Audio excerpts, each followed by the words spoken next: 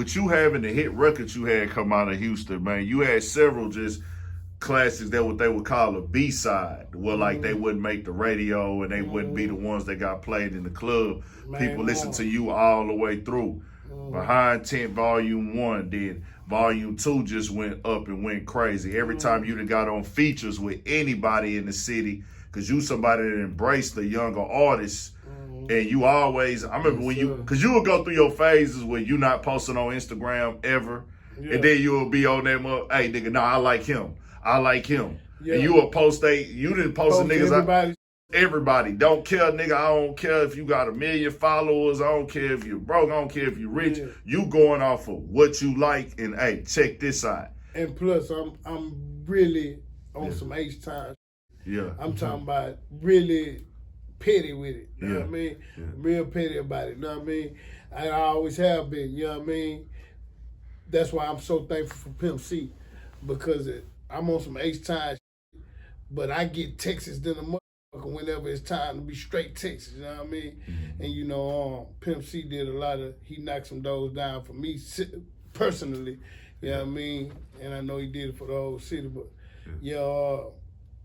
I'm really for the H-time.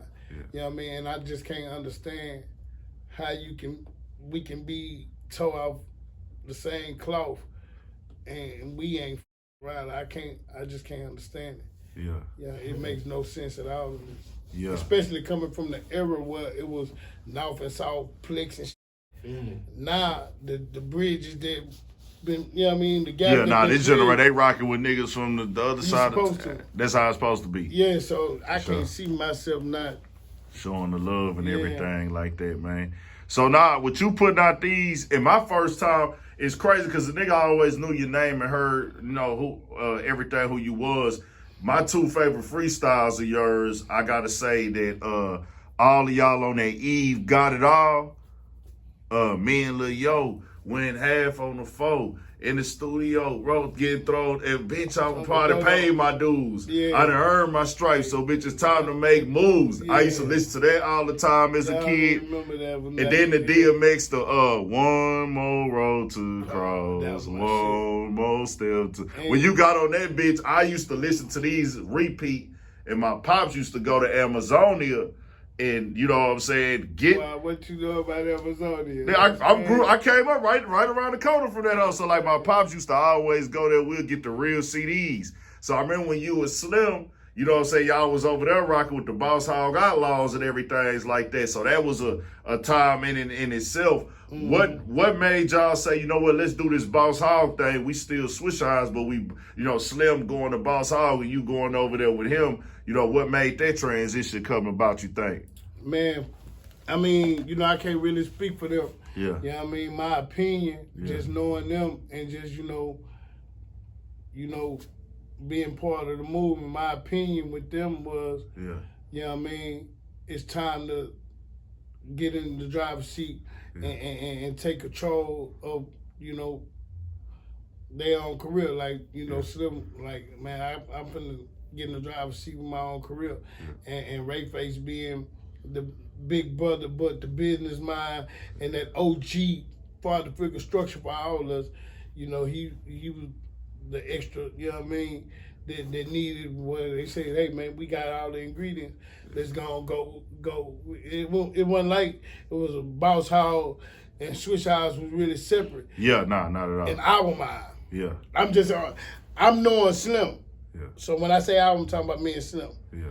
I know me, how I was thinking, and if Slim said different in his mind, it'll shock me. Okay. But I'm guessing, you know what I mean, just knowing Slim, that we felt the same way. We still switch out, you know what I mean? For sure. But Boss Hog is you know what I mean? Yeah. Kind of like how we did with Hollywood Click, and we went down there and we just got on. Yeah, Boss Hog was, we gon', you know what I mean? Yeah. Getting the, you know. Yeah. In the driver's seat a little bit and, you know, do our thing. Yeah, man, and that transition, you know, you had went away for a little bit. Did you get locked up for a little bit or something? You had went, and so I know you always had your little stints and things that we would hear about, but we wouldn't know. Wasn't no internet then. Wasn't nobody writing on the blogs and breaking all the news. So say free somebody in the song. Yeah, I had to say free somebody. You had to hear about it from somebody hand to hand at the barbershop or anything like that. But then when y'all came back, you know what I'm saying, and got back on point with everything, that's when like you had a revive of your career and man. Ride on foes. What I came home to. Yeah. You gotta remember I left from just wanting to be heard in the cars through the hood. Yeah. That was my goal. You know what I mean? Every car ride through this motherfucking dope boy banging it, that's what I wanted to hear. Yeah. And that happened. Nigga, when I was in the penitentiary, niggas started going platinum. Nigga, that shit was never even thought of in my mind. You know what I mean? I didn't even think that far. You know what I mean? My goal was to be, you know what I mean, bumping in the hood. You know what I mean? Yeah. You know, if I would have died back then, because, you know, we was war babies. So when I was embracing death and having thoughts about death, I was all right a bunch of times being young. As small-minded as it might sound, I was all right with dying being a hood legend, you know what I mean? Yeah. Out my hood, you know what I mean? I felt like I made it, you know what I mean, doing that. You know what I mean? That's how, you know, I wasn't thinking on the broader scale. So, you know, yeah, man, when I came home, you had people like Mike Jones, you know what I mean? Yeah. I never knew he could rap. You know what I mean? I never heard him rap before I went to jail, but he was around.